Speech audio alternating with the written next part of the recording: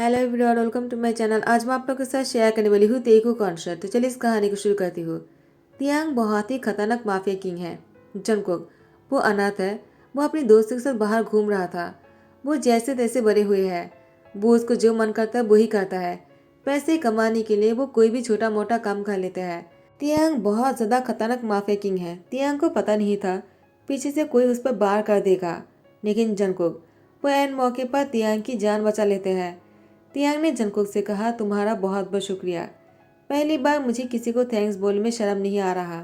अगर आज तुम नहीं होते तो पता नहीं मेरा क्या होता। इतने दिनों में तुमने मेरी बहुत ध्यान रखा है। जंगकुक ने कहा, कोई बात नहीं, लेकिन बस प्रॉब्लम इतनी सी है, मेरे बहुत सारे पैसे खर्च हो गए हैं।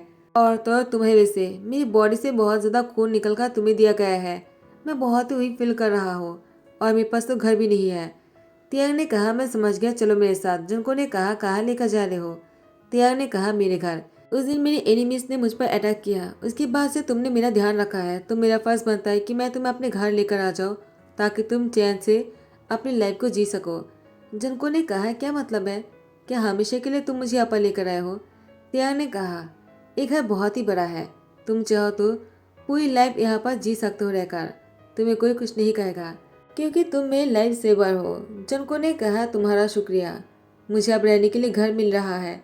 जनको को घर देखकर ही पसंद आ जाता और कहते हैं, ये तो राजमहल है। त्याग ने कहा, अंदर चलो।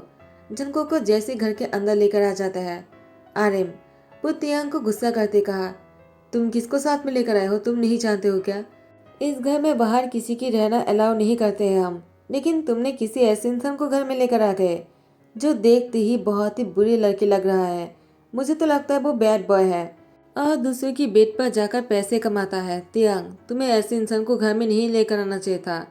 तियांग ने कहा, मॉम ऐसी गलत बातें मत बोला कीजिए। जंगकुक, ऐसा बिल्कुल भी नहीं है, आप उसको गलत सोच रहे हो। उसने मेरी जान बचाया है। अगर मैं आपके सामने खड़ा हूँ तो वो उसकी वजह से, और आप उसी को ही बातें सुनाए जा रहे हो। तो तियांग की मॉम ने कहा, तियांग मैं उसको इस घर में नहीं रहने दे सकता हो, उसको अभी इस घर से निकालो। जनको ने कहा, मैडम आपको गुस्सा करने की जरूरत नहीं, मैं यहाँ से चला जाता हूँ। तियांग ने कहा, नहीं, तुम कहीं पर भी नहीं जाओगे। अगर तुम यहाँ से चले जाओगे तो मैं अभी यहाँ पर नहीं रहूँगा। तो तियांग की मॉम ने कहा, क्या जिद लगा कर रखा है तुमने? तुम बीमार हो, चलो कमरे में चलते हैं तुम्हारी। तियांग ने कहा, मॉम आपको इस बात से प्रॉब्लम है ना कि जनको इस घर में ऐसे ही रहने वाले हैं? तो ठीक है, मैं जनको से शादी करना चाहता हूँ, उसके बाद तो आपको कोई प्रॉब्लम नहीं होगा ना? वो अगर मेरे साथ मेरे ही रूम में रहेगा तो तियांग की मॉम ने कहा, तियांग तुमने सोच भी कैसे लिया? मैं तुम्हें उनसे शादी करने दूंगा। तियांग ने कहा, आपकी माफिया बेटे से शादी कौन करेगा? उसने अगर मुझसे शादी करने के लिए हाँ भी कर दिया ना तो आपको तो उसकी शुक्रिया अदा करना चाहिए। तो तियांग की मॉम ने कहा, तियांग तुम खुद को इतना कम क्यों समझ रहे हो? तुम द माफिया किंग हो, तुमसे कोई भी शादी करने के लिए हाँ कर देगा। तियांग ने मुस्कुराते कहा, ऐसा आपको लगता है? तियांग की मॉम ने कहा, नहीं, ऐसा सिर्फ मुझे ही नहीं लगता है, ऐसा वैन को भी लगता है। वो तुमसे प्यार करता है। तियांग ने कहा, आप पागल हो गए हो, मुझे उस लड़की से शादी नहीं करना है। उसकी उम्र बहुत ही कम है और आप चाहते हो मैं अपनी उम्र में से किसी हाफ उम्र की लड़की से शादी करूं? कभी हम दोनों खुश नहीं रह पाएंगे। और मुझे वो से ज़्यादा जंकुक में इंटरेस्ट है। अगर मुझे शादी करना है तो मैं इससे ही करूँगा। एक आकर तियांग जंको की हाथ पकड़कर खींचकर बाहर लेकर जाता है। जंको ने कहा, तियांग तुम ये क्या कर रहे हो? तुम मुझे बाहर क्यों लेकर आ गए? ठीक है, अब तुम मुझे बाहर लेकर आ ही गए हो, तुम घर के अंदर चले जाओ। मैं जहाँ पर जैसे रह रहा था वैसे ही रहूँगा, तुम्हें मेरे लिए पेशेंट होने की जरूरत नहीं। तियांग ने कहा, Junko do you marry me? Please हाँ करना, मना मत करना। जंको ने कहा, क्या तुम सच में अपनी मॉम के खिलाफ जाकर मुझसे शादी करना चाहते हो?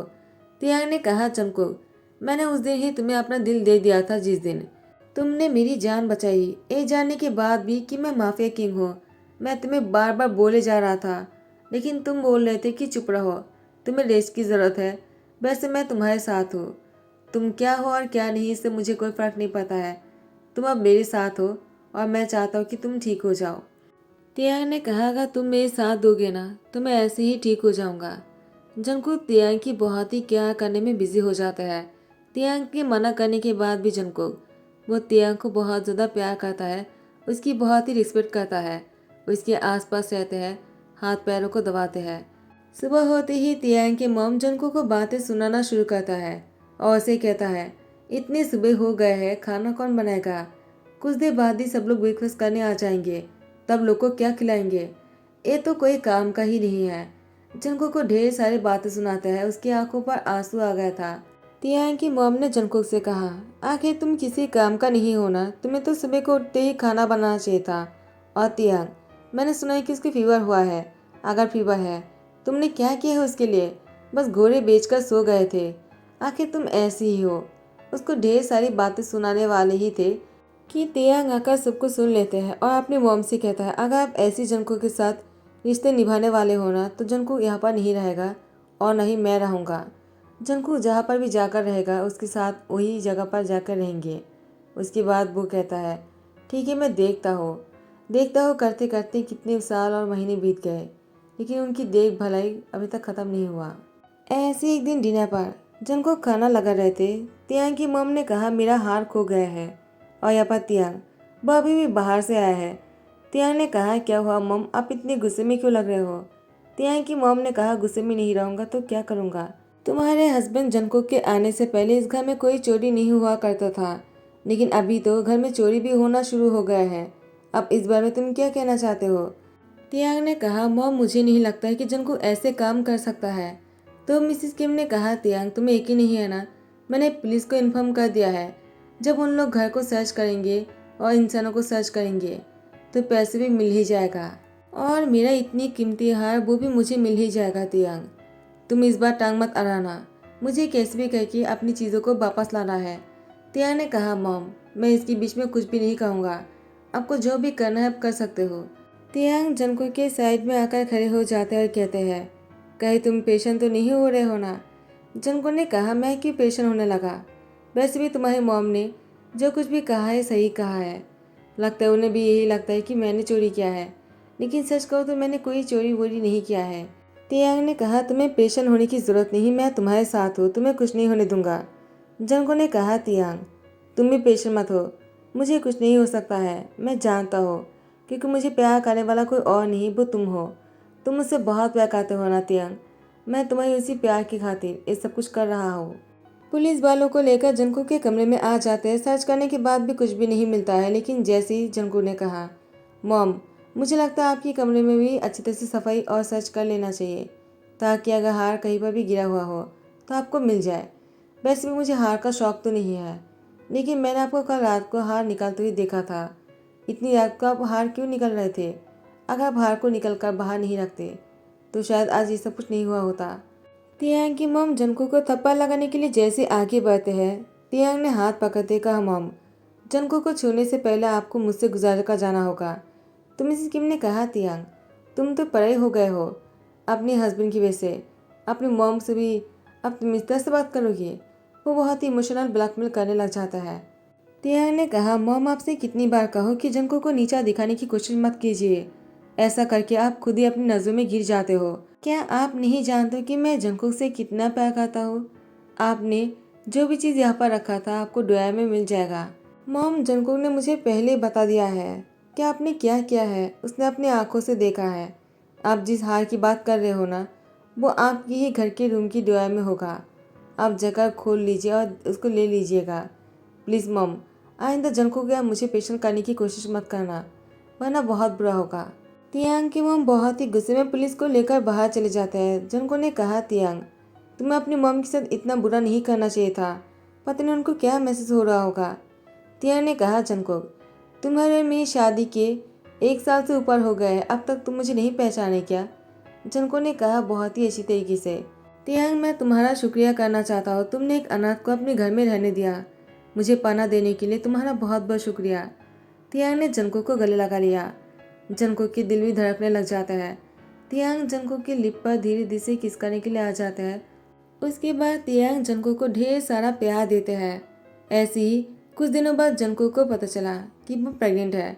तियांग जंको की प्रेगनेंसी की खबर सुनकर ही बहुत ही खुश हो गए।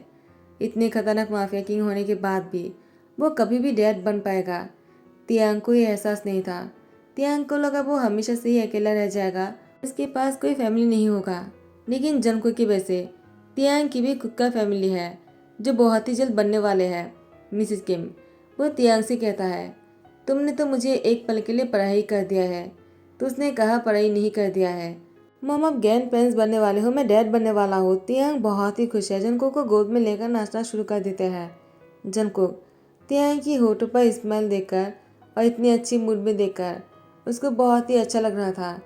टाइम को स्किप करते हुए जंगकुक ने बच्चे को जन्म दे दिया है। तियांग जंगकुक के पास ही बैठा हुआ है। जंगकुक ने कहा, तियांग तुम अपने काम क्यों नहीं करते हो, हमेशा घर पर क्यों रहते हो।